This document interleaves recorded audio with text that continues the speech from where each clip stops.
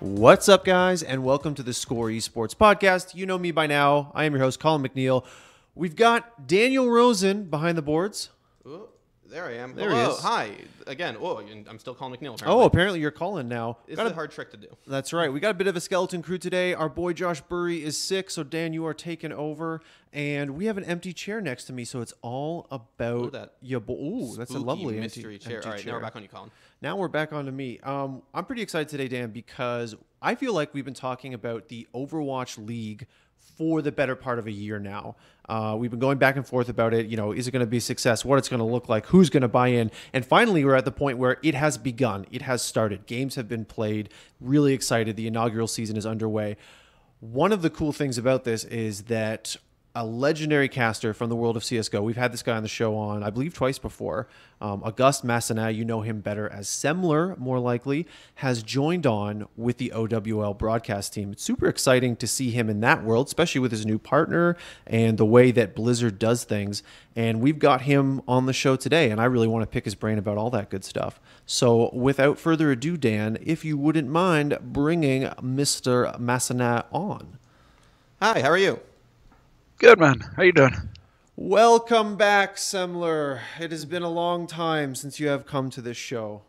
How long was it? I can hear myself again, by the way. Oh, I'm just gonna be turning. But let me see. How long was it that we last spoke? Beginning of last year, somewhere around there. No, I don't know. I think it was the summer. Pretty sure it was. It's probably the summer. Yeah, it's probably the summer. That Oh. makes sense. Because we were talking about you and Anders. So that was the sort of timeline around there. Right. Yeah. Okay. Now, things have changed quite a lot since then. You have joined on with the Overwatch League, which is super exciting. I have a ton of questions about this, but I guess I'm going to start at the beginning, which is when did you and Blizzard start talking about a relationship, and how did that come about? End of last year. And test. I can hear myself Oh, again. you can. Still here. Oh, Still- that's Even weird. more than before. What about now? Test. Ah, there we go. No echo. All right. Cool. You It know, wouldn't Dan, be a problem because when you cast, you hear yourself, but because there's like a slight delay to the internet, it's actually when it's like quarter of a second delay, you're like, Ooh. all Sorry right. about that. Should be better. Hopefully it stays better. yeah, you know, Dan, casters like to hear themselves talk, but I think this is going a little too far, okay? Hey, I said to that. That was a good one. It was end of last year. We ended up talking. I was here to visit family, and Blizzard reached out when I was here visiting my family, asking me if I was interested in coming over to Overwatch League and casting Overwatch League. And yes, I was pretty much. It happened at the perfect time because at the time I hadn't planned anything for 2018 yet, apart from the major. And I was really just wondering what was going on, right? You know, motivation, all that sort of stuff. And so to have such a fresh and new and exciting project get offered to me was just like the perfect time for it to happen. I just jumped on it. It was great. That's fair. Is there something about Overwatch or the league itself that attracted you? Because presumably, even if you were sort of in a transitionary period in CSGO, you wouldn't have jumped on OWL unless you thought, you know, this is something I believe in. This is something that's going to go far. Yeah. I mean, they're willing to take risks. And really, and they, I keep getting echo, but how to put it? I mean, the big thing for me is just like, oh, they have a marketing plan. Oh, they have a way forward. They've already figured out how to get money into the league. They're selling rights and sponsorship left and right. They've got the teams actually buying into the league. You know, a lot of these issues that of the leagues that I've survived in the past are the fact that there is no long-term plan, or that the leagues have no real way of bringing in money apart from, I guess, sponsorship or viewership, or right. And so the fact that already on the financial side of things, it seemed like Overwatch League was so on top of things already, that gave me a lot of confidence in that, okay, this is completely different from whatever I've dealt with in the past. And so, and also, I mean, just all the players are here. The only reason I wanted to do, like, I hate leagues unless it's as close to LAN as possible. And so that's why, you know, I gave up ESL Pro League and, you know, Face It and all that sort of stuff, because it was just online games. It wasn't fun. E-League came around and they were like, we're going to have everybody here. It's going to be LAN, da-da-da. I was like, right, okay, cool. I want to do that. And so Overwatch League is that on crack, basically, because everybody is here. We are in a facility built by Blizzard. All of the teams are down here in their practice rooms. They have their own practice rooms. I can go down in there, knock on a door whenever I want. And then whenever it's time to cast, there's an audience. The people are showing up every day, nearly filling the arena every day, which is awesome to see. And the teams are there. And so it was really just like the whole package. I was like, okay, this makes sense in so many different ways. And it's just really exciting because it's the biggest thing to go down in esports. Well, that's true. It's an interesting point about the LAN thing. I never thought of that. But if you're a broadcast talent, yeah, you want to be doing that. You don't want to be sitting at home pretending you're hyped for this event that you're not even at. I wonder if, since we're talking about transitioning, are you precluded in any official way from broadcasting other esports for other companies from Blizzard? It depends. I mean, there is basically, I have the freedom to go and do things if I want. It's just that for the duration of Overwatch League, I'm based out of Los Angeles, and there's so much going on here day in, day out, that I really don't have the time for anything else, even if I wanted to. So I have the option if I want to, but it's just right now, I don't think that that would be responsible on my part, because I really do want to be here and on top of everything here for the league so that I do the best that I can, right? For me to be herring off and trying to do other projects in the meantime, I don't think that makes any sense at all.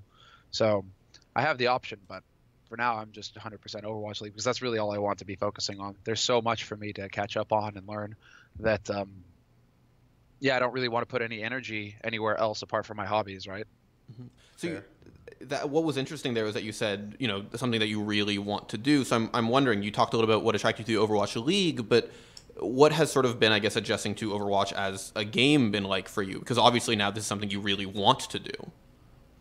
It's fight. Okay, so one thing that I noticed the other day is that I need to change how I manage my voice or change my style of commentary just a little bit. And what I mean by that is that when like in CS, you have this natural ebb and flow, and action never really lasts longer than maybe 5 to 10 seconds at a burst, right? And so when your voice goes up, you're up here, and so your voice is up here, your energy is up here, but it only lasts 5 to 10 seconds, and then you bring it back down again, right? Whereas in Overwatch, because there's constant action sometimes for long periods of time, say that they're getting close to pushing the payload to the third point, spawn advantage, right? It's just nonstop fighting. And so what I notice is, yes, I'm hyped because, this is a tense moment and everything is going down right there. And you've got guys whipping out dead eyes and all sorts of stuff, right?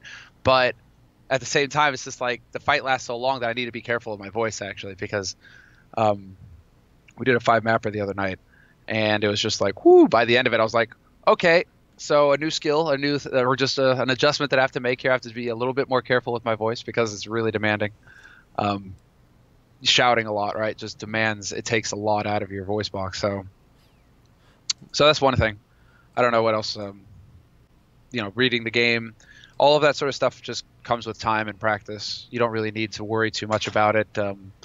It's just, at first it was a little overwhelming because you don't quite know where your eye needs to be as a commentator, right? Because I'm trying to read the entire situation and then get to you what I think is important.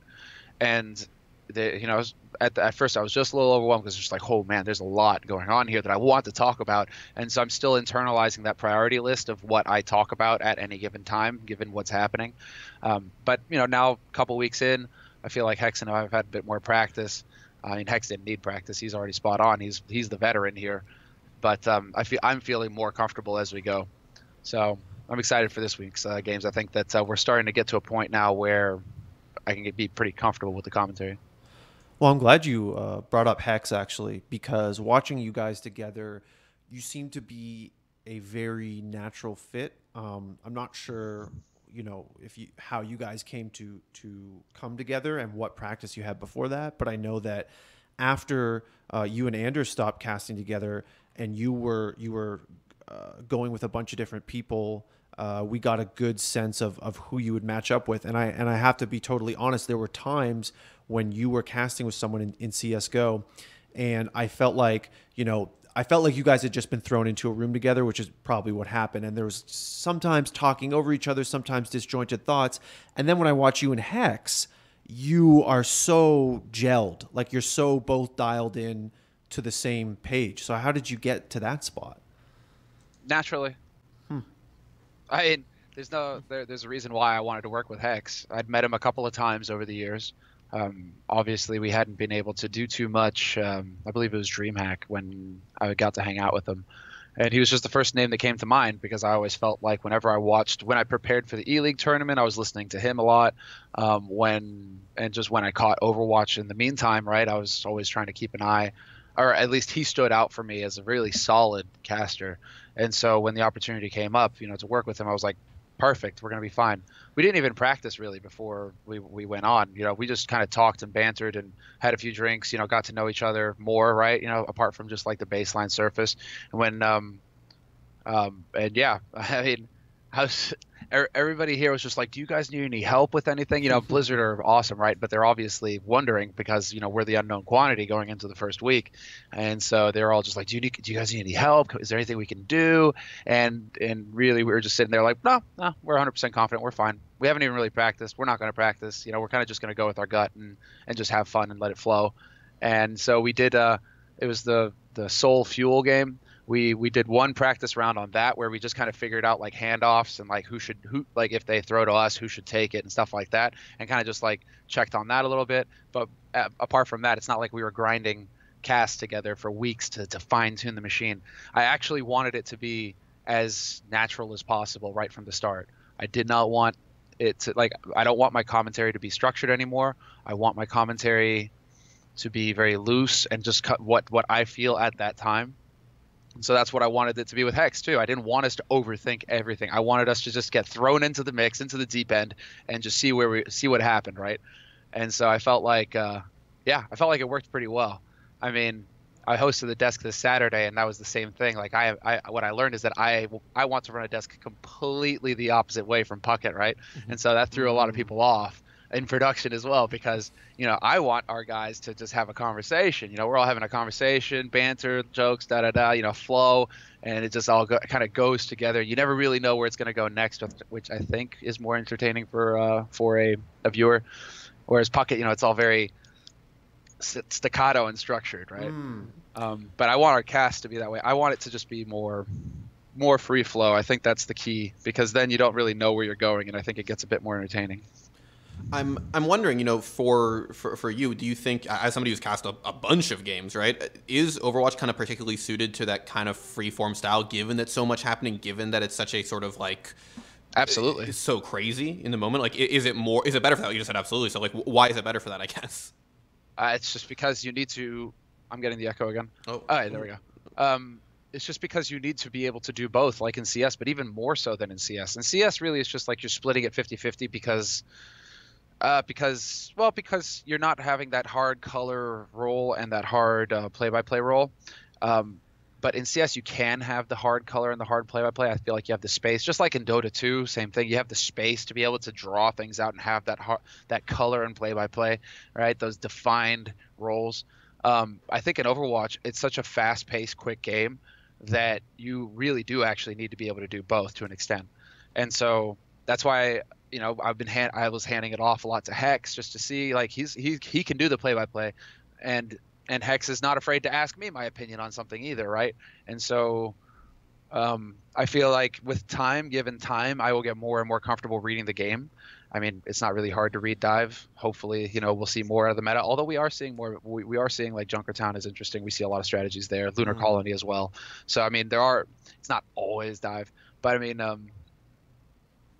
when it comes to the commentary on why Overwatch kind of facilitates the flow style of commentary, is because it's so jam-packed with action that if you are supposed to be the color guy and you're halfway through your thought, but all of a sudden shit picks up and there's a huge fight, you need to be able to flip into play-by-play at least a little bit, and then maybe hand it back to me, or just maybe it was a little skirmish and then you keep going on. But you need to be versatile. I think Overwatch commentators have to be some of the most versatile out of the bunch.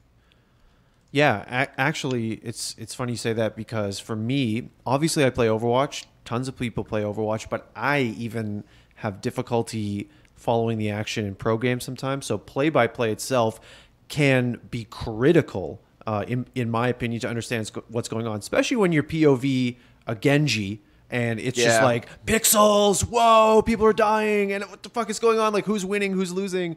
So it's extremely important for as a viewer to have that context. I agree.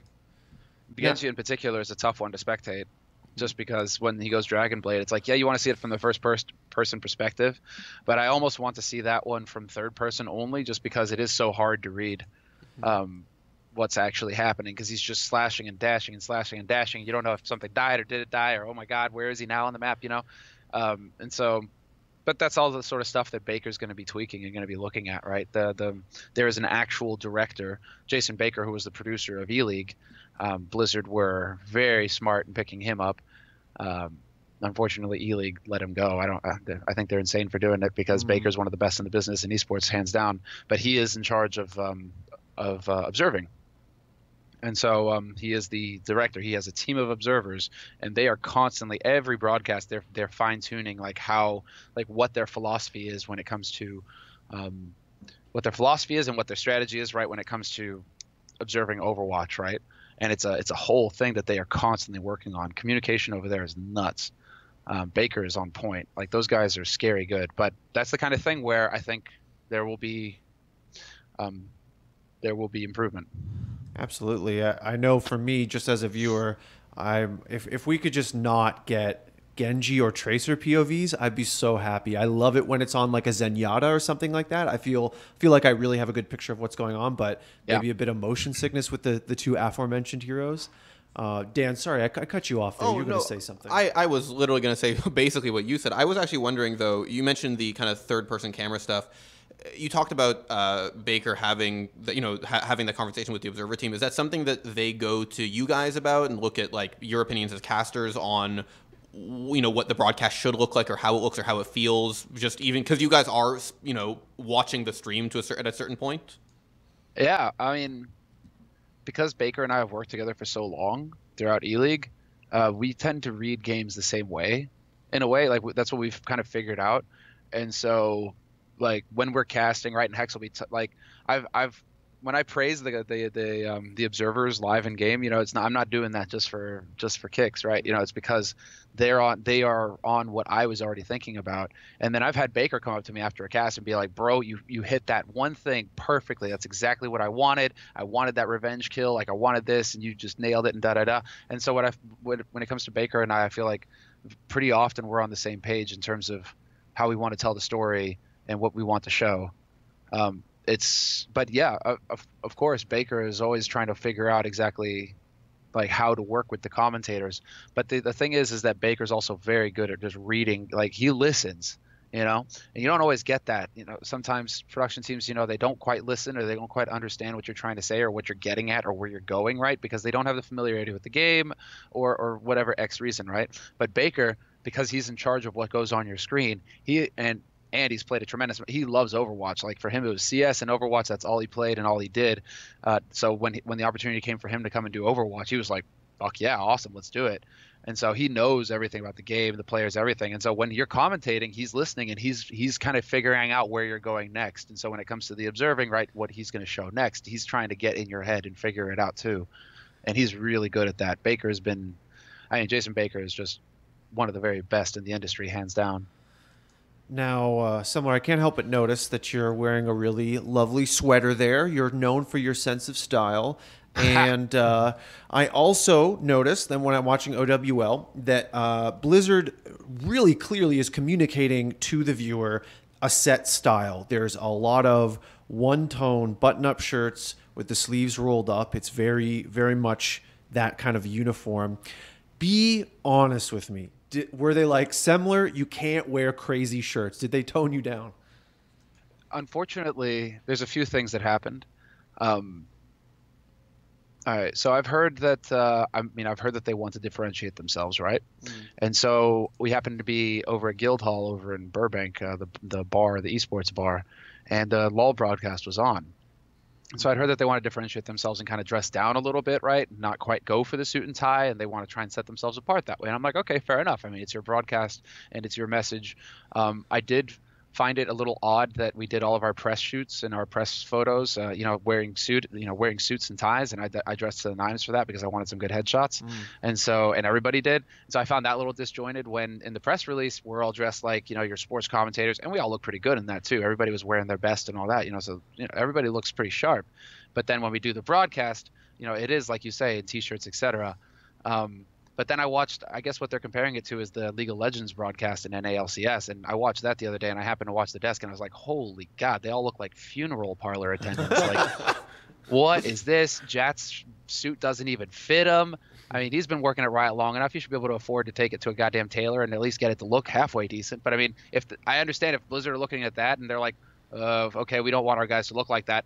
Fair enough. I don't think anybody wants to look like that. That was really, I'm just like, guys, come on, Riot, like step up your game. You guys have money to actually go and get your shit tailored and actually get your guys a good wardrobe, because they all were wearing black. None of their suits, none of their jackets fit. I was pretty disappointed. That being said, I would like to have a bit of dressiness on the show, but I don't know. We'll see. That's obviously not up to me. It's the producer's call. It's everybody else's call. What they did do, they met me halfway. And so they're like, okay, we need you to dress down. I'm like, okay, fair enough. And so they have a stylist who came in, Miles Siggins, really cool guy. And he went and found me a bunch of paisley and a bunch of like really interesting shirts. So I was like, okay, maybe I'm going to dress down, but I'm still going to have something going on with my shirts, the patterns, everything. Like there's going to be something there, right? So it'd still be colorful and have some fun with it. The only problem is that apparently half of my shirts moire on the camera, on the feed. And so I went in, well, like last week, and they're just like, we can't use any of your shirts. For some reason, they're moireing on the camera. And we were careful, Miles and I, about like, it's got to be something on the technical side here, in terms of compression to stream or whatever. But so I don't know if that's going to be a fix, or if I'm going to get my wardrobe back and they're going to find a fix there, or if I'm just going to have to go and get a new wardrobe or whatever. But unfortunately, I had some really cool shirts that I thought that it would be like, okay, I could wear this, and still kind of look sharp, but, be dressed down a little bit. And then now I can't use any of them. So I'm a bit sad about that. Bit of a sad turn of luck there. You heard it here first. Bug Blizzard. Start a Twitter campaign. # save Semmler's wardrobe. Ooh, I like that. I don't know. We'll see. I noticed you, at least in the broadcasts that I was watching, you still had your rings. You snuck in. You did sneak in the style. You're definitely balling on them in there. Yeah, I've still got some of the jewelry. I got to work on a little bit more of it, but I haven't been traveling as much lately. Because when I get jewelry, I try to always have I've been someplace to get it. So it's the same stuff. So I haven't really been traveling too much, but I'm going back to Japan in end of March. So hopefully I'll get some more there. Oh, nice. That's awesome. I'm glad you brought up the League of Legends broadcast, because that was a conversation we were having here during League of Legends Worlds. Sure. Just people being dressed, but it was like a Twitter. It was somebody on Twitter. I can't remember who it was, but every day they were posting like a roundup, and it was every time it was somebody's jacket not fitting right, and it was bugging everybody. But speaking of that, we want to ask you on a kind of similar topic. There was a lot of talk before the Overwatch League started about the team kits, right? The logos, the jerseys. We were wondering, as we were talking about prepping questions, who do you think in the Overwatch League has the best jersey? Spitfire. Spitfire? Yes. Why Spitfire? Is it just the colors? What's colors, the logo, everything. It's either like, I'm a big fan of, it's funny, I don't like wearing gold, but I like my skins to be gold because there's like, you got that shine, that pop. And so Valiant, Soul, I think are also good. Valiant is a little maybe on the Christmassy side just because of the dark green. It's kind of like reminds you of a Christmas tree with the gold, but the black and gold for Soul. I mean, it's like for me, Soul with the black and gold, because they're away skins, white and gold. Woo, just looks so clean. But then, yeah, Spitfire by far, man. That color combination, Jack knew what was up. He did a good job over there. Yeah. I can't disagree. I can't disagree with the man there, Dan. Listen. I'm big on I'm very big on those Soul away uniforms. White and gold is always a nice combo for me. That's every fighting game character I play. I find the white and gold skin. So that's fair. That's damn fair. Straight.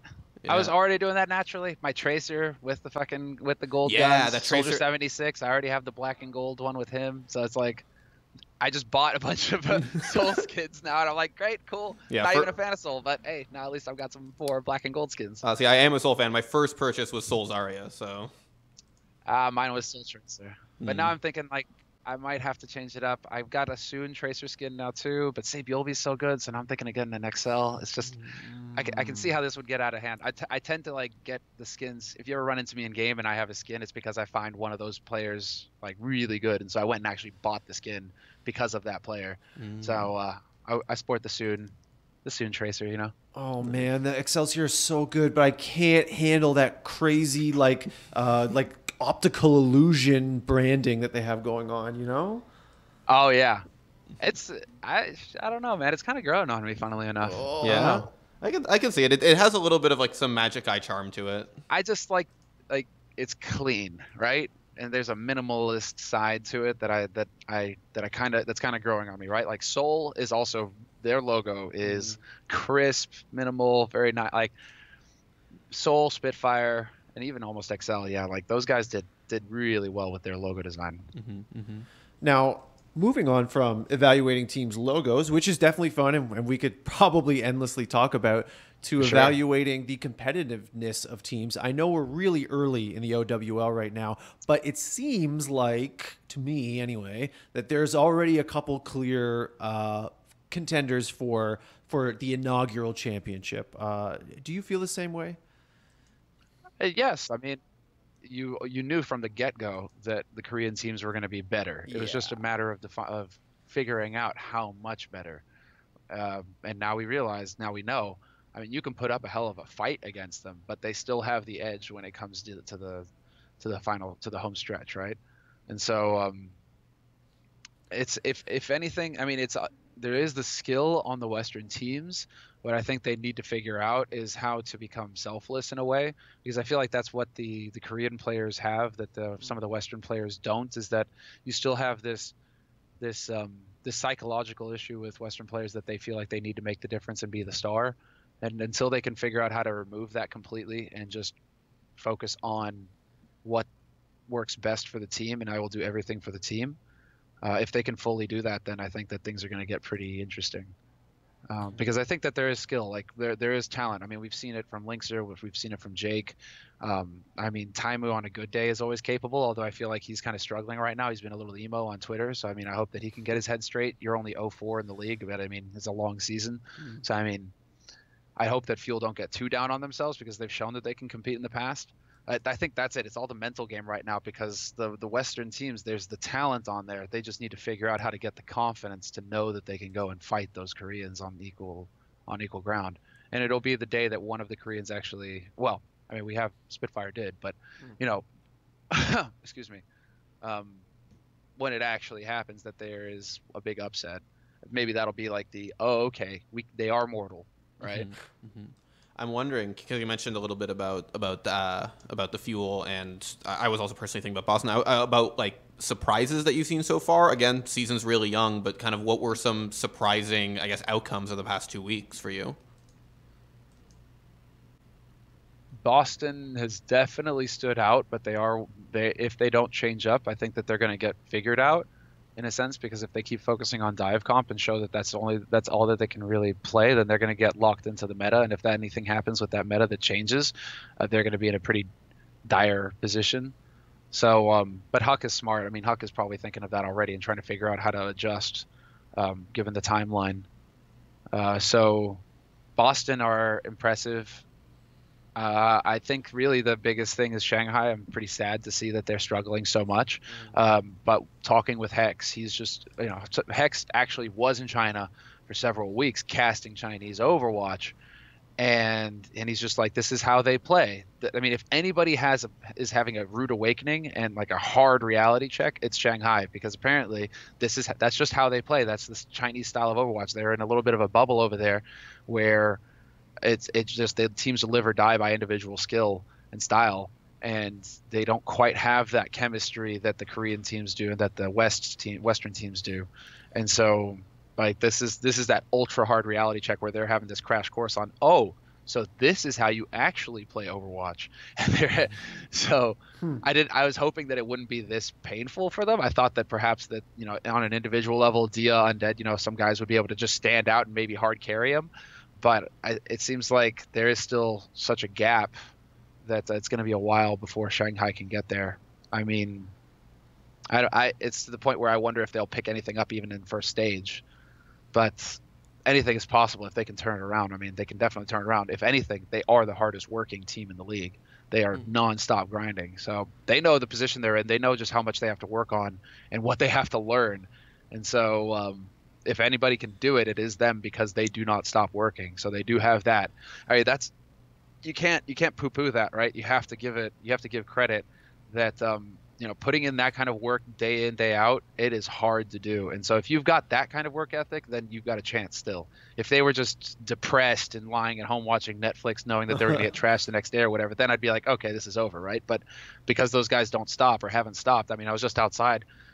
Obviously, I couldn't understand a damn word, but it seemed like they were having a team meeting where they were discussing, like one guy was having like a bit of a, not an argument, but like they were having a back and forth on a point. So I'm like, okay, they're here and they're discussing and they're working. So I don't know, maybe they were talking about a movie and they couldn't agree on, which actress was sexier, but whatever. Like, point being is they're here. So I haven't given up hope on the Shanghai. Maybe one of them liked the new Star Wars and one of them didn't. Oh God, the new Star Wars is trash. Yes. Oh no, let's not do this. Colin and I literally stood outside in the snow for an hour arguing about this. Listen, I will end the argument right here by all of a sudden discovering that we can just launch ships at light speed and destroy entire fleets. So that's what I'll do to this argument. I will just launch my argument at light speed at you, and well, there you go. All right, so let's move on. Man, that was an incredible argument, Semmler. I can't believe no one in the history of arguments never thought of that before and never ended every argument that ever happened with that tactic. Wow. Oh, catharsis. Yes. Oh my God. Oh my God. I'll even put a girl in there so we can have the heroine of my argument who willingly sacrifices herself. I don't know where I'm going with that one, but. Oh, you're talking about Holdo there. I thought you were talking about the new, the one where her sister died. Rose. Thank you. Dan is the. I enjoyed that movie, but I do want to bring us back around a little bit to Overwatch. I swear I had a serious question before Star Wars popped into my brain. I swear to God. Colin's just doing this Colin knew this was going to happen just to dunk on me. What I wanted to ask about was, so you mentioned a little bit about the American players kind of wanting to have a bit of star potential, and how kind of Chinese Overwatch also has this very like single player. Whoop, we lost him. Oh no. Hello, can you hear us? Hey, your video's back. It's this new Skype. It's trash. I don't know. It's awful. Sorry, but no worries. What I was asking was, both North American and Chinese Overwatch kind of have this single player carry mentality that that you've kind of mentioned a little bit, and perhaps that can change. I was wondering, something we talked about before is that you've been responsible for a lot of these really big casting moments for individual plays in CSGO in your past. And I was wondering, do you think that Overwatch lends itself to that kind of huge individual game-making play, given that it is so much of a macro team game? Yes. If you want, there's a podcast that just got released recently, Insight. I've got it here, Oversight, right, with Thorin and Monty. And this week they have Cookie from Seoul. And there were a few good insights in there. There were a few good points that he was making. But one of them that I loved was just when he was just like, oh, it is a DPS game. It's the DPS versus the DPS. And then you figure out how to work around that. And then what was great was obviously Duncan jumps on that. Thorin jumps on that. He's like, well, you would laugh knowing that we had Taimu on the podcast a couple of weeks ago. And he was saying that it was a support and a tank game. And so which is it, But I think that but that's where it gets a little bit tricky, because there's a play possible. It's a little bit like CS, except that it's not as clear who the entry fragger is. How do we say that? How do I put this? There are definitely players can take over games. I think probably the easiest one is Pine. The Pine game on Ilios. I mean, that's probably the clearest example that's going to be fresh in everybody's mind, where players can just take over a game. And yes, they're getting support from their tanks, and their support backline are healing him and damage amping him, and his tanks are obviously creating space for him, but it's still still Pine just clicking heads, right? And so there are definitely opportunities to shine on an individual level. I think what's going to be hard for us to do, A, is because of Mercy, and B, because in CS the round just ends, right? A guy goes ham, gets 3 shots, clutches it for his team, round is over, and then right? Next round starts. Whereas in Overwatch, it's more like, oh man, this guy Dragon Blade just, you know, sliced and diced 4 of them. Whole thing is over, reset. But then you have to like make sure that the audience understands why that was important, because obviously those guys are rezzing and then they're going to be fighting again 20 seconds later, right? So, but what changed from that fight to this fight that made that such a big play? That's one of the things that I think Hex is really good at pointing out, and that I'm trying to get on the ball with as well. That's, you know, what was so important about that fight apart from just the frag reel, right? Damn, I had another point. Oh yeah, Mercy. Mercy is just, I mean, the res mechanic, it's tough when it comes to Mercy. The more I talk about it with people, I mean, because she facilitates a lot of like because of that res mechanic, you are able to run more strats because you can make up for mistakes, obviously, with the res mechanic, right? And so you can have the Widow, or you can have the Sombra, or you can have, you know, XYZ, right? But you can try and like run some crazy stuff because maybe there's a slip up. Okay, boom, you fix the slip up by resing it, and there you go. But what that does is it just completely destroys hype as well, because the game, I used to think about this coming from Dota, right? I used to think the same thing about LoL with the flash mechanic, because I was just like, well, that's idiotic. What's the point of designing something that's supposed to be optional but that everybody must have? Because either they use it to engage, but more often than not, they're using it to bail out because they were in a place they weren't supposed to be, and so they're allowed to get out of jail free card every 3 minutes, right? And so the whole game revolves around, did he flash or not? Okay, we need to keep timing on his flash, because if he didn't flash, then he can get out of this. So, right, you see where I'm going with this? And so this whole fight with Overwatch is just like, oh, did Mercy have Valk or not? Does she have Valk or not? Does she have Res or not? Okay, okay, we forced Valk. Now we have to wait 20 seconds until Valk runs out. Okay, now we can go and fight. And so I don't think that it really lends itself to exciting, fun gameplay when Mercy can just, you know, fix mistakes. That being said, if you don't have the Mercy res, well, then you're in a bit of a tight spot, because we might see everything kind of just tighten up in terms of comp. It might just go down to dive comp, and might just go down to tank comp, and you might not see some of the heroes that we're seeing today, like Mercy, or no, like Widow and all of that. So I don't know. I feel like the devs are in a bit of a tight spot. Maybe 1 res is all she gets, period. That's it. You get 1 res. If you absolutely must keep the res mechanic. Yeah, but it's a tough one, because we may see a tightening up of the meta. We may see, you know, who knows how it's going to affect the meta in terms of which characters are good and bad and which comps are good and bad. But what we see now is that it's not really fun to watch sometimes, because it is just like, holy shit, that was a sick flank from Soon. He gutted 2 players. Like, that's the backline over. What are they going to do? Oh, never mind. Hold on. Mercy just comes in, and Soon's big play is just completely, you know, it might not have it didn't even need to happen, right? Because they're back into a 6v6, right? So yeah, I don't know. We'll see. That's an excellent point about the Mercy. And also, when Dan was speaking about the sort of iconic moments, if I can quote a phrase here at theScore eSports, one of our YouTube franchises, the Pine moment actually did come to mind even before you said it, because I remember I was watching on the couch. I'm like, holy shit, this is like CS:GO. Like, this guy's got the revolver, you know, he's got the R8. We might not see McCree anymore. McCree is one of the hardest heroes to play, period. That's why doing that is so hard, and that's why it was so impressive what Pine did. Everybody's just like, oh, Pine, you know, whatever, he's just good. I'm like, no. He's playing McCree. McCree is like the easiest hero to kill. Like, he's got a roll, like a pitiful little roll. He just tries to like desperately go away, you know, like, oh, please don't hurt me. And then, you know, it's like, if he doesn't have a flashbang, Tracer wrecks him. Everybody wrecks him if he doesn't get the support. So that's what made it so impressive with Pine. It's like, yeah, he had all of the space to click heads because his teammates were just watching his ass the entire time. I mean, it's kind of like Kenny on Titan back in the day, where all they did was throw flashbangs for Kenny so that he could peek corners with the AWP. You know, it's like, yeah, he's getting frag after frag and he's balling out of control, and he can do that on his own, let's be fair. But it certainly helps when you have half of your team, their only job is to run around for you to throw flashbangs, you know? Ooh, Semmler, man, you got the crystal ball out, because you said the magic words there, Kenny. I actually was going to slip in a couple questions about that particular player later on in the show, but if you don't mind, I'm going to jump in right now since you brought him up. We're doing a little project about the man, the myth, the legend, Kenny S. And I wanted to know, you were kind of, I think, approaching it a little bit there, but what kind of makes him so different from other players? Because obviously there are star oppers that you can bring up, Device comes to mind and whomever, but somehow Kenny S has this like sparkle, this like magic attached to his name that when you say him, oh my God, Kenny S, he's almost in a class of his own. He is.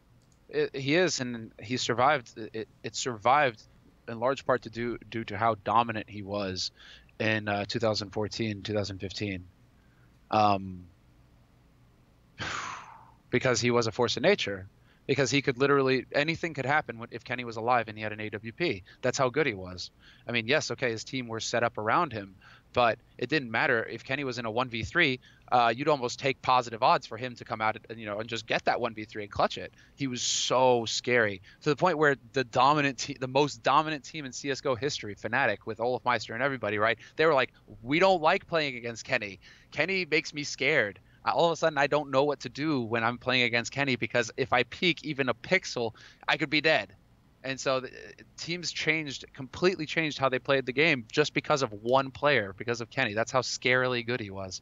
So, I mean, what happened, unfortunately, I think for him is that he lost the confidence, right? The op nerf came in because he was so mobile, because he was such a dynamic opper. Him and JW both got hit the hardest, I think, by this op nerf, because it just felt like he got gutted right when he was coming into his prime, when he could have been God and just taken over everything.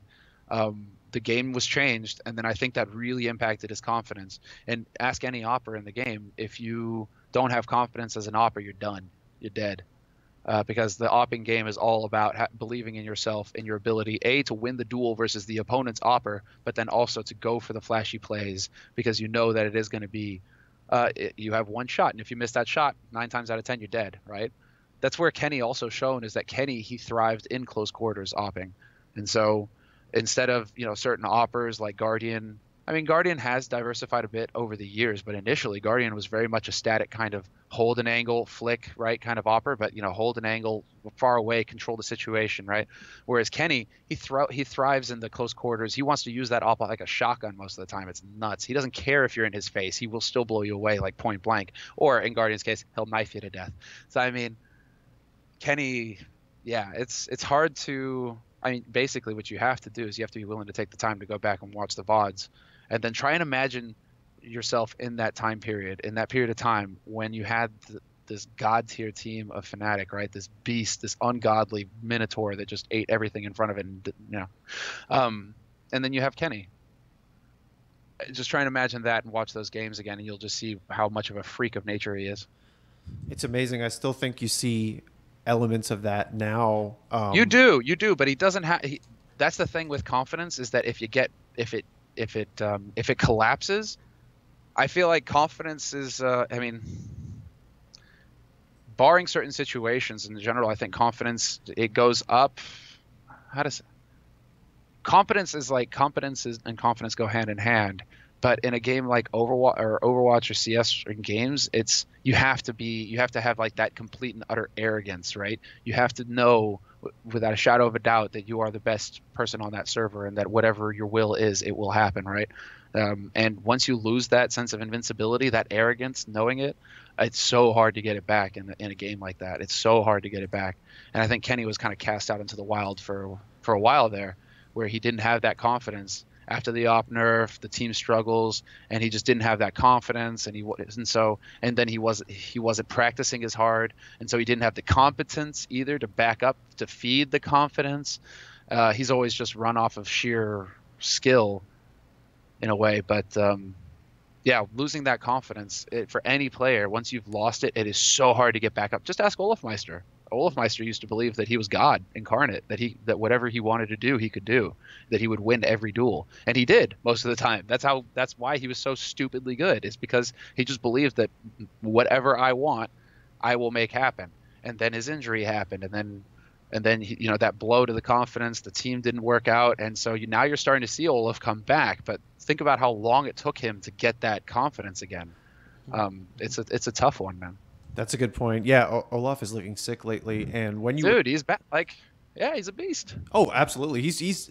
I mean, frankly, I'm not sure who I would pick to watch on that team in any given game. You know, if I'm using that, what's that thing E-League has now where you watch a certain POV? I forget what they branded it. I don't know what it's called. Yeah, but anyways, I wouldn't know who to pick, frankly, at this point. But it's funny when you're talking about Kenny in his prime. I don't know if you've been keeping up with the major at all, if you've had time. But there was like an unreal 1v3 clutch he had on the B site on Cash against, and I think it was one of the CIS teams. I think it was Quantum Bellator Fire. Not to take anything away from them, but it was still an unreal inside, like you say, shotgun op clutch, and it was just like, holy shit, you know, this is Kenny S. This is the Kenny S we want to see. Yeah. Now he's always had it. It's always been there. But you're right. You described it earlier. You know, the glimmer, right? There's always just glimmering there faintly under the surface. But, you know, G2 having such a dominant performance so far and finally making top 8. It's been so long that we haven't seen Shoxy in the top 8 when they got robbed at Cologne to that death group. That's, you know, like that was probably the best chance that they had back then, the original G2, right? For them to be back at the top now, that's mind-blowing. It's so sick. Mm-hmm. So, and it's part of that. It's part of Kenny having the confidence. It's part of Shoxy believing in his calls. It's everything. The machine needs to work, and I guess having that break as well, leading into the major helped. Evidently, they look sick right now. 6-0 if you count the offline qualifiers part of the major. Unfortunately, who's not looking sick is Astralis, who are obviously out, but they had an iconic major win of their own at the first E-League that you casted. Actually, you were on the finals of that. I was just watching it earlier today, and you know, it's when we think back to that moment, like the sort of like, I'm doing air quotes now, like breaking the curse moment. It's interesting because, again, it has a sparkle too. Astralis winning that major. It has a resonance, an echo within the esport. And I do think to myself, well, there's at least 2 majors every year. Somebody's got to win them, right? It's not like they're the only team to ever have won a major. But I'm wondering if you can speak to why that particular major win has so much cachet, so much weight to it, even now, more than a year later. Oh, because it was such a long... Well, let's say it was one of the most impressive finals we've had to date. For it to go down to the wire that in that way in the grand finals versus VP, can't forget their opponents, right? Mm-hmm. Who were also playing out of their minds. So there's that. There's also the history of that team, them being the gatekeepers to the majors, essentially to the major finals, never making it into the finals, always getting to top 4 and then failing in the semis, right? And so for them to finally make it, I mean, this is the first time the Device hasn't made the playoffs of the major. Think about that for a second, and that'll blow your mind. I mean, Olafmeister continues his streak. That's unbelievable as well. Just the fact that Olaf repeatedly has made the playoffs of every major. But I mean, those guys have been grinding, like the Astralis core have been grinding for a long time. And then for them to finally win it in that circumstance, I think that's why it's kind of that, you know, it's not, you know, but I mean, it is that expression of hard work pays off, right? That really, I think, because they were the most diligent and that was what they were known for, having strict disciplined CS, well thought out strategies, thinking of every angle, every opponent, what they're going to do, having everything thought out, really just putting the work into it, and then it finally paid off. I think that was the message almost that people really took away from that. Was there, obviously they haven't changed their roster, but you're kind of touching on the hard work part of it. Do you think that there was something sort of different about the Astralis we saw a year ago that we're just not seeing right now? Oh, I don't know. I haven't watched any of their games, so okay. I just check Wikipedia to try and keep on top of it. You know, the results, right? And so this Quantum Bellator Fire, for example, what in the flying fuck is that? Who the fuck are these guys? Who are these guys? Literally, we no one knows. Look up for them. Nobody knows. We were talking to Sadakist. Who are these guys? I don't know a single one. They qualified in a LAN cafe. They literally qualified for the qualifier from a LAN cafe. Dude, Waterfalls is the man. He's fucking sick, dude. We were talking to Sadakist a couple days ago, and he was like, "Oh yeah, like I saw them. I looked at like a wiki page, you know, try to pronounce their names because I'm like, oh, I'm going to see these guys for 3 games max. You know, they're going to go 0-3, and yeah, they're legends now. So there's that." Wait, what was their path? Let's see. So they went through the minor. Okay, that's fair enough. You know, you qualified through the minor. That's good. Yeah. Flip side, we're here as well, but flip side, man, that's always an agony to watch them play. Okay, so at least in the challenger stage, they lost to Navi. Okay, fair enough. That's kind of expected. Then they won against Flash. Well, that's also expected. Chinese, yes. They lost to FaZe and Navi. Both expected. And then Inferno, versus Envy, anything could happen because those guys are so hit or miss, sadly. And then Avantgarde, they beat Avantgarde. So, it's like they lost against who they should have lost against, and then they beat who they should have beat. So, apart from Envy. Envy is probably the upset there. But the others, like... It's the beautiful luck of a Swiss system. Oh, boy. Yeah, exactly. If you, I know you said you've just been checking the Liquipedia pages and stuff, but if you've seen Envy lately, holy shit, you know, you got to win against that team. They could not buy a win at this point. There's going to be that roster. It's not going to last. It's definitely going to be shuffled, in my opinion, after this major. Look at what's happened as well in the Legends stage, right? So they played against basically 3 out of 4 teams that should have won, right? And so those teams are like, Quantum Bellator at this point, they're like over the moon. They got nothing to lose. It's all gravy from here. No pressure. So you can really have guys who maybe, under pressure might not perform. Those guys are going nuts, right? Like Logix, for example, for Florida Mayhem is one guy in Overwatch League that I've kind of figured or picked up on the fact that he seems to struggle when the pressure is on. But if he thinks, oh, there's no chance of us winning, then he just starts popping off and dropping bodies left and right. So, it's an interesting, there is an interesting switch sometimes in a player's brain where it's like, oh, there's no pressure. Like we're going to lose anyway. And then he just starts dropping 4 frags around. So, versus VP are not in the most confident place. Gambit, same thing. Gambit defending major champions, and probably Quantum know those players as well. And so there's a bit of an edge there. And then they lose versus G2. All praise the French. And then they beat Mouse. Well, Mouse, same thing. They should be the team that win there. And so I think perhaps that was probably a pretty close match. 55-49 on the rounds. Yeah, so all of these were interesting rounds as well. And that Mouse game, by the way, they had an unreal lead, like something gross like 13-2 that they just blew. So, like you said, I feel like those QBF guys were playing with wild abandon. Yeah, exactly. They probably felt like they had nothing to lose and that they were just here to have fun, really. They're already over the moon that they've made it to the major. And then they come through. They struggle a little bit in the challengers, but then, when you're getting into the legends, they're really like, we have nothing to lose. Let's just go out there, have fun. We made top 16. We're going to get some skrill and look at what happens, right? That's awesome. That's cool. That's a cool story. And then the rest of it, Fnatic are just unbelievably consistent. That's actually scary. They keep making top 8. It is. I have no idea. I want to ask you one more sort of semi-historic CSGO question before we start to wrap stuff. This is for kind of a project I'm working on about Cold Zero's jumping op play from MLG Columbus. And I wanted to ask, because this is a phrase that gets thrown around a lot when people talk about this. Is that the greatest CSGO play of all time? I certainly hope not. Yeah? Why not? Because it's just...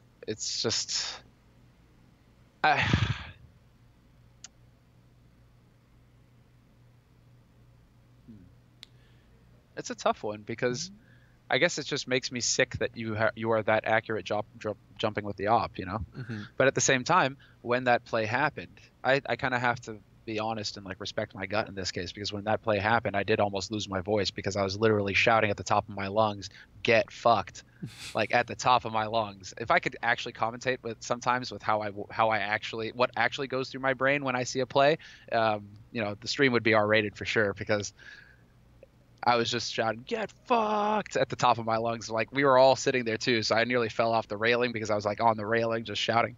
It was true. It was a fucking electric moment. But is it the greatest play? It kind of makes me sad to think that a jumping op play is the greatest play in CS. I don't know. Is it just sort of the like unlikeliness of it, given some of the like slightly random elements of taking jump shots? Yeah, but there's also skill in it. So I mean, you can't take that away from cold as well. Like you do have to. I mean, you have to know. You have to have the timing, the aim. You have to know. I mean, there are ways to not consistently do it 100%, but like Simple does crazy jump shots as well with the op. I mean, if you've got the skill, you're going to be able to do it. Yeah. I've got no opinion on that one. I haven't really put too much thought into like the greatest plays, just because, I mean, otherwise we could go back and say, no, I think the Happy Deagle Ace is the greatest play, because that was, that was also luck, which was greater, Cold jumping repeatedly like an idiot, just holding mouse 1 with the op, and then they happen to be standing all in a line, nice and neat for him to just blow them away. Or is it Happy, shoulder peeking and just one tapping people with the Deagle through the smoke on an angle, which is better? Well, of course, Happy's Deagle Ace is better because you were commentating that one. I did tear my pants on that one. Yeah, I jumped up. I jumped up when I was casting it, and then I fell back into my chair, broke my chair, and tore my pants. So suit pants too. I was a bit sad about those. Shit. I did not know that. That is hype. That's like true hype right there. It was fire, man. That was such a sick moment. I hope that you soon have your pants tearing moment for Overwatch. Maybe season 1. That would be nice. It's just going to happen. If it happens, I'm not worried about forcing it, and I'm trying really hard not to overthink my commentary right now, and to just let what I feel happen. And so if it happens, it happens. If it doesn't, I'm not going to force it, right? Totally. So I hope that I get that luck, because there's also a huge element of luck involved in who has the mic at any given time when a play goes off, right? Could very well have been Anders who had the mic when Happy did that, and then it would be the Happy Deagle moment, commentated by Anders, right? And so there's all sorts of elements of luck that goes into who actually gets that hype moment. But yeah, if it happens, it would be cool. I mean, it would be fun to have a good few moments in Overwatch, because I think the opportunities are there. I mean, definitely possible. I didn't get to ask you originally because we kind of jumped onto Kenny S quicker than I was thinking, but there was a cool video compilation that was put together of different people from the Counter-Strike community, I suppose sort of wishing you luck and bidding you adieu from that particular esports scene. What was your reaction to that? Oh, I started crying because it's so much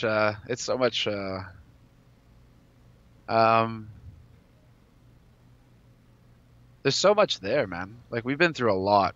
Those guys have known me at my best, and they've known me at my worst. Like, we've been through a lot together. So I mean, yeah. And for them to do it, and really for Duncan to do that, for him to have the idea to do that as a present for me, like as a going away gift. Duncan is such an amazing human being that, it's frustrating to me when people just take his snarky tweets at face value and don't actually look at the man's actions and at the message, at what he's actually trying to say. Because his actions, I mean, he's the kind of guy who shows up and brings you a random gift when he sees you. He hasn't seen you for a while. Like, and he showed up with like a comic book for me one day, and I was like, what the fuck, Duncan? And he was like, yeah, man, I was reading this, thought of you, thought I'd bring it for you. I'm like, it's just, he's one of the best human beings I know. Hands down. So for him to do that for me, like to get everything together, and then for everybody to have their messages and all that. Yeah, it was a pretty heavy moment, man. Like I try to tweet about it, like all the feelings that I was feeling when I was watching it, but it's like it was just like changing from second to second, Because obviously I'm excited about going off onto a new adventure, but meeting new people and working with new people, and everybody here at Overwatch has been fucking awesome, like fantastic, like really down to earth, super cool people. You have some of the older generation like Puckett who are veterans, but who know everything, and then you've got the younger guys who are full of spit and vinegar, like Josh and Bran, right? You got this crazy balance here that's a lot of fun to work with. Like, these guys are super cool. So it's like I got lucky enough to like move over here and work with a very cool group of people.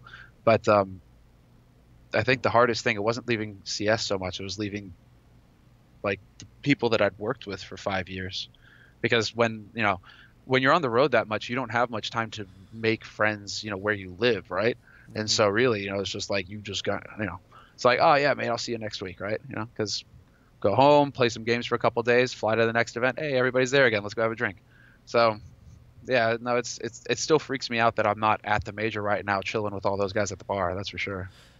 Yeah, I think it's freaking a lot of people out who are watching as well. It's like, there's a puzzle piece missing somewhere here, and I can't quite put my finger on it. Oh, that's it. The video was really nice too from a fan. Like I think people who are not you and who are not in the video still got a lot out of it, because I know I watched it and I thought, well, this speaks quite well of this community that this has happened, and it's nice. It's a positive thing. Just to circle back and end on the Overwatch note, we're in season 1 right now. Obviously, it's really exciting. I've enjoyed watching the broadcasts, and it's early days yet. It's would be silly for someone to say success, failure, anything in between. We're just going day by day, week by week. But I believe it's season 2. Correct me if I'm wrong here. That they're planning to move the teams to their namesakes, to the cities to which they claim. So New York and so on. I think just to clarify, yeah. that has been expressed, at least to me, that has been the plan in the past. Obviously, the timeline might change depending on where the league's at. I don't think anything's set in stone with regards to that. Yeah, absolutely. That is just the timeline, as you say, as it's been communicated to me at least. But I know that could absolutely change it at any point. However, whether it's season 2, season 3, season 4, whatever, when they do move to their individual cities, that is the part where I feel like I start to get a little worried, because Overwatch will be doing something that no other esport has really done. Yes, like a major or a massive Dota event can fill stadiums, but can we do that on a weekly basis in 10 cities across the world or more? Let's find out. Like, does that not excite you? Does that not get you fired up? Because that's the big reason why I joined, is because Overwatch, the people running Overwatch have got the balls to break the mold. I feel like we were getting desperate, in esports to have something that actually had the balls to take something on, like the courage to go out there and try something different and take big risks and do something totally different, right? So, I mean, I don't know anything about the timeline of any of this or any of these sorts of things. Like, I know very little. All I know is that, I'm here to cast Overwatch, and I'm going to do the best that I can at that. And that's really the extent of like what I want to know, really. But when it comes to this long-term planning and stuff like that, I mean, fucking A, like, let's go. Look at what they've already achieved here. They've already gotten people to buy in with millions and millions of dollars. Rights are getting sold for millions and millions of dollars. Like, they are actually bringing money in to, I don't know if it's, obviously don't have any idea about the, what the books look like, but whether it's a profitable venture so far or not. I mean, it's definitely costing a lot to make all this work, and so yeah, they damn well need to bring money in. But when you have like 600 people showing up for the Houston Outlaws in a viewing party, right, at some random warehouse, I mean, that's cool. That could probably be, and I've read many people who are just like, I wouldn't be interested in this if I didn't know that, oh yeah, it's like it is the Houston Outlaws, and so there's like that city thing, or the Boston, right, or New York, like they do, that gives them at least a point, something to kind of like react to at least, it's not some random evil geniuses or something, it's like, oh no, this is, the New York Excel. So sure, it's scary, but you got it. I mean, that's what makes it exciting. That's what makes it fun. Because if we could all just do ESL Pro League forever and ever, well, probably not, because viewership is going to go down eventually. NALCS haven't changed anything either, and their viewership is not impressive. So I mean, like, if you keep repeating the same thing over and over, well then people are going to get bored with it. And so I'm glad that the people here at Overwatch, are willing to take some risks and get out there and try and shake things up a little bit and see if it is possible. And if it isn't possible, then they've tried. They've tried, and they probably burned a few bridges, but they tried.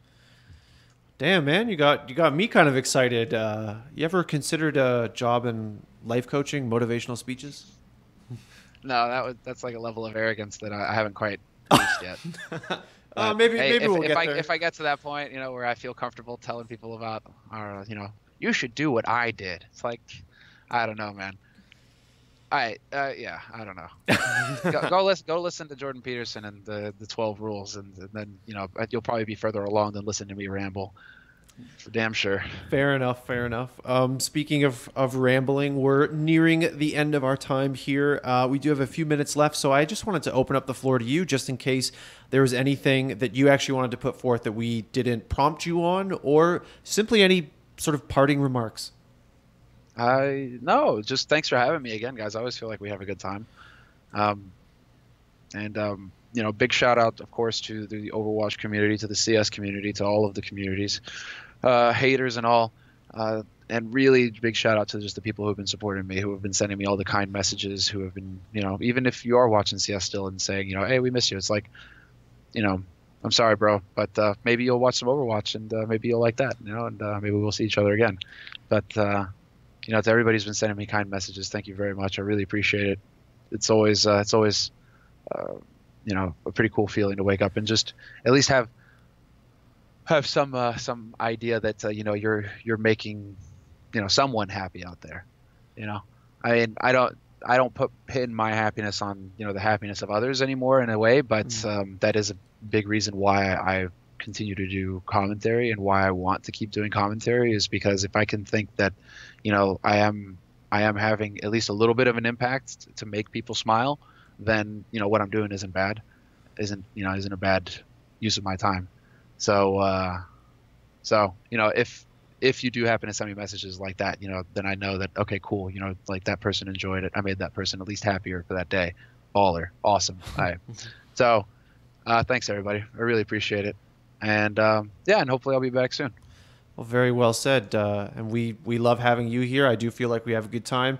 And you always bear with us through any technical difficulties we encounter, and I'm grateful for that. You are a consummate professional, so I do thank you for that, sir.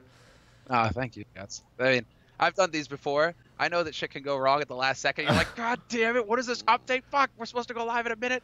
Like, yeah, it can happen. It happens to the best. It certainly does. Semmler, thank you so much, man, and I really do hope to have you on again soon.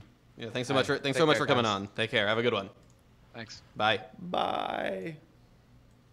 All right. So that was number 3, by the way, with Auguste. Yeah. So he is in a tie. He's in a 3-way tie for 3, interestingly enough, with Sadakist and Steve Arhansit, excuse me, Good the company. CEO of Liquid. A lot of S names. Yeah. Actually, they're all S names, and they're all tied for 3rd. Or it's all tied for a 3-time guest. Yeah. Now the question is, who's going to break? Who's going to be the 4th? It's hard to say.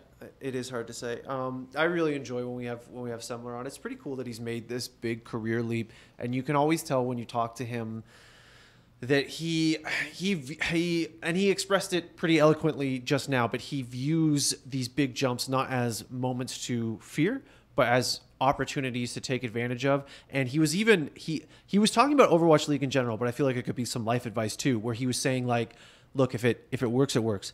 If it doesn't work, that's fine. You actually just learn from that. Yeah, absolutely. Right? That's something that for a lot of people that I think we've talked to Overwatch, like at least for myself, people I've interviewed in the last bit, people we've talked on this podcast with. Yeah. Folks who are just like, listen, we've got to do something new. We're trying something new here. If it doesn't work, it doesn't work. But like, we have to try it, because if we don't, we'll never know if it worked at all. Yeah, exactly. And that puts me in more of a positive mindset too, because it is far too tempting to say, they're going to go to the stadiums. No one's going to come. Is it going to be bad for esports? Not just Overwatch. Is it going to be bad for League of Legends and CSGO and stuff? So I do like being reoriented in that more positive mindset. Absolutely. Sometimes. All right. But I'm going to ask you to take us out of this hot room. It's not as hot as usual. It's not as hot as usual. I think it's because we don't have as many people in here. That's true. I think you're right, Dan. That is all the time we have for today. Thank you so much for watching and or listening to the Score Esports podcast. For Daniel Rosen, for the absent Josh Burry, I am Colin McNeil saying until next time, GG.